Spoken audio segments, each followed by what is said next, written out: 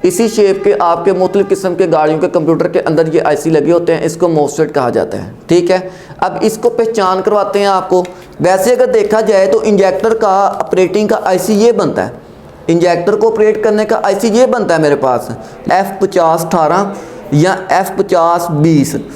जब ये आपका ये F5018 या F5020 या आपके पास एक F की कोडिंग इस आईसी के ऊपर लिखी होती है।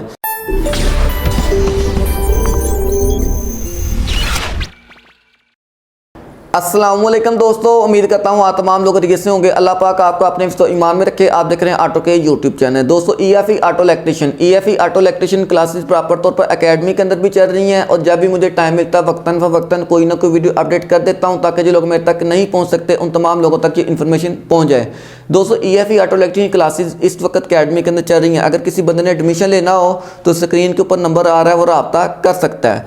बोर्ड रिपेयरिंग के ऊपर चूँकि वीडियोज़ बना रहा हूँ, टाइम नहीं मिलता यार, क्या करूं, फिर को मजबूरी होती है, सुबह से लेकर शाम तक बिज़ी होता हूं। तो इस चक्करों के अंदर ये मेरे पास एक बोर्ड है, ठीक है, ये भी मेरे पास एक बोर्ड है, ये भी मेरे पास एक कंप्यूटर है, इसके अलावा ये भी मेरे पास एक कंप्यूटर है। ठीक है, मुख्तलिफ़ किस्म के कंप्यूटर होते हैं, लेकिन बात करते हैं क्योंकि मैंने आपको इससे पहले एक बोर्ड रिपेयरिंग की वीडियो अपडेट की थी जिसके अंदर मैंने आपको बोला था कि एक PNP और एक NPN IC होता है। ठीक है, यानी कि NPN वो आईसी होता है जिसके अंदर से नेगेटिव क्रॉस होता है और PNP वो होता है जो आपकी गाड़ी के अंदर पॉजिटिव क्रॉस करता है। ठीक है, इसी तरह आपके साथ एक मोस्फेट का चैप्टर लेके आए कि मोस्फेट क्या होता है।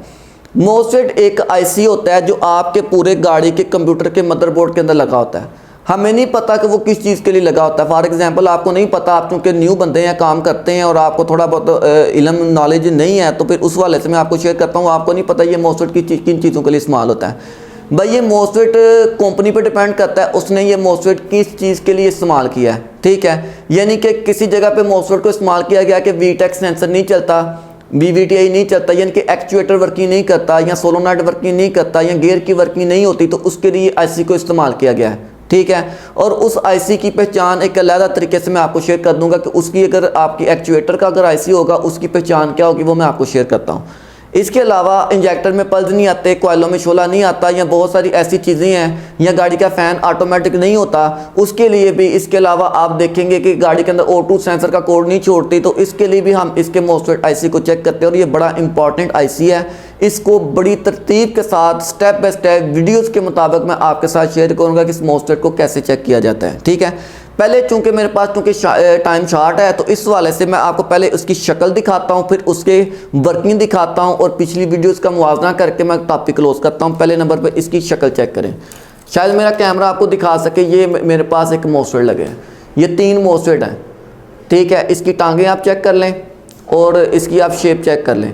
इसी शेप के आपके मुख्तलिफ़ किस्म के गाड़ियों के कंप्यूटर के अंदर ये आईसी लगे होते हैं, इसको मोस्फेट कहा जाता है। ठीक है, अब इसको पहचान करवाते हैं आपको।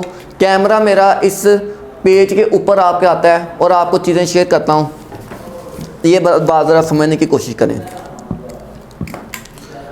अब ये मोस्फेट की पहचान है आपको। इस मोस्फेट की जो आईसी का आईसी होगा वो आपके मतलब स्क्रीन के ऊपर भी आपको शो हो रहा होगा। ठीक है, अब ज़रा गौर करें कि ये आईसी और इसके अलावा ये आईसी, इसकी दोनों टांगें, एक ये और एक ये। अब इसकी दोनों टांगें ये और एक ये और एक ये मेरे पास एक आईसी है। इस आईसी को समझने के लिए मैंने आपको एक कटआउट शेयर किया था। मैंने बोला था कि एक तार आपके पास ये है, ये हम स्विच से ऑपरेट करेंगे। ठीक है, ये हम स्विच से ऑपरेट करेंगे और इन दोनों को मिलाकर अगर मैं करंट देता हूं तो ये आउटपुट करंट निकालेगा जब ये स्विच की तार ऑपरेट होगी। और अगर मैंने जनाब इन दोनों को अर्थ देता हूं तो जब ये स्विच की तार ऑपरेट होगी ये आउटपुट अर्थ निकालेगा, यानी कि ये मेरे पास एक कटआउट है। ठीक है, इसी तरह आपके पास ये आती हैं 3 चीज़ें। इसमें आता क्या है, इसमें ये आता है कि इसमें एक सोर्स, गेट और ड्रेन।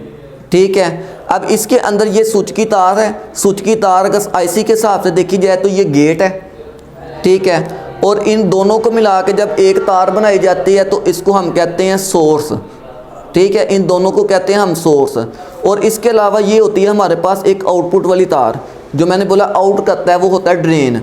ये ड्रेन हमें आउट करता है, ये आउटपुट वाली तार होती है। ठीक है, हर बंदे का अपना अपना ज़हन होता है। मैं अपने कुलिये के साथ आपको चीज़ समझाने की कोशिश करता हूँ। उम्मीद है आपको सारी चीज़ बड़ी तरतीब के साथ समझ आ जाएगी। इसको हम ये कटआउट की स्विचिंग की तार गेट कहते हैं। इन दोनों को मिला के आप सोर्स कहेंगे। ये आउटपुट जो होगी वो आप इसको ड्रेन बोलेंगे, ठीक है। और मोसफेट की जो पहचान होती है, ओरिजिनल जो पहचान होती है, मैं आपको बोलता हूँ कि उसके ऊपर कोडिंग क्या लिखी होती है, F5018 या F5020।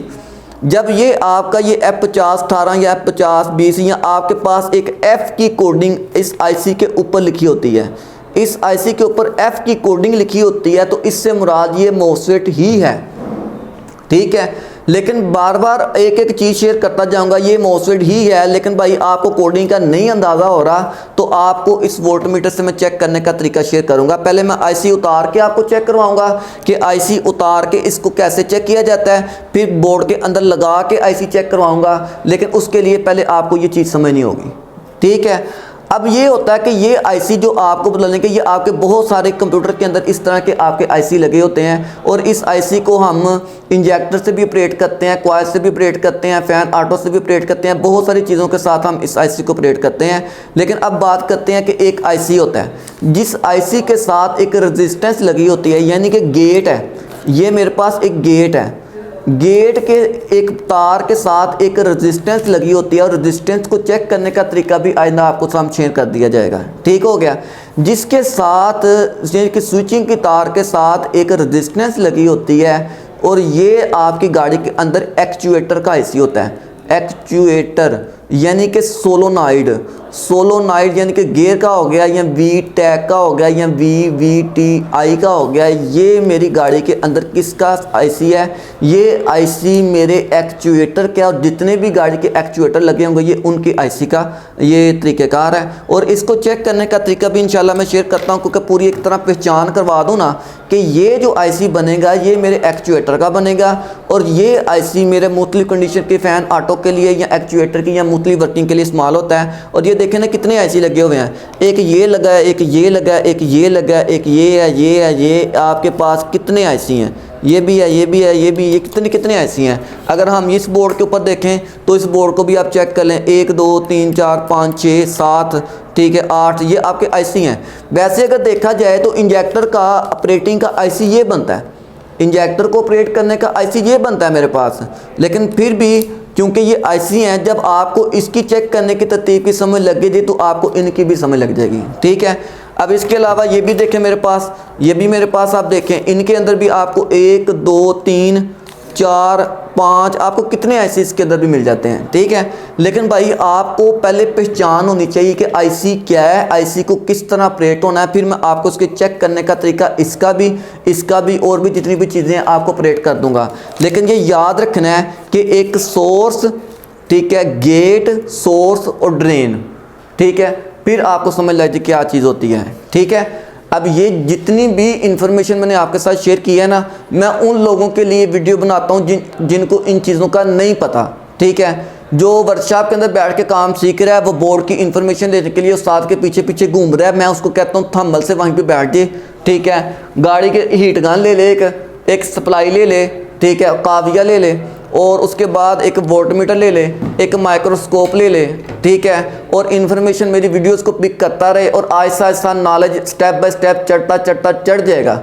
कोई भी बंदा माँ के पेट से सीख के नहीं आता, कोई ना कोई हेल्प लेके आगे की तरफ जाता है। हम नहीं हेल्प लेते, हम भी बड़ी जगह से हेल्प लेते हैं, हम भी किसी जगह पे फंस जाए हम उस्तादों की हेल्प लेते हैं। अगर आप लोग हैं, अगर आपका उस्ताद किसी वर्कशॉप के अंदर बैठा हुआ है, तो वो भी अगर काम कर रहा है वर्कशॉप के अंदर, वो भी किसी ना किसी को कॉल करके कोई ना कोई इन्फॉर्मेशन पूछ रहा होता है। कोई भी बंदा काम के अंदर पूरा नहीं है, लेकिन कम से कम आज के दौर के अंदर आप रोज़ी तक तो पहुँचे ना, रोज़ी तो कमाए ना यार, ठीक है। जहां तक पॉसिबल हो सकता है दिल को साफ रखते हुए किसी को मशवरा भी दें, और दिल को साफ रखते हुए उसको एक ट्रैक के ऊपर भी लेके आएँ। मेरी बात माने तो बेहतर होगा। आप कभी भी किसी फील्ड के अंदर पूरा नहीं उतर सकते, आप कभी भी फील्ड में पूरा नहीं उतर सकते। ये समंदर है, ये गाड़ियों का एक समंदर है। कोई भी फील्ड उठा के देख लें, आप मीटर की देख लें, बोर्ड की देख लें, गाड़ी के क्रूज कंट्रोल की देख लें, रडार की देख लें, और दूसरे मतलब EPS सिस्टम के अंदर देख लें, कोई भी टेक्नोलॉजी देख लें, गाड़ी के इंजन की, कंप्यूटर की, वायरिंग की। ये कंप्यूटर है,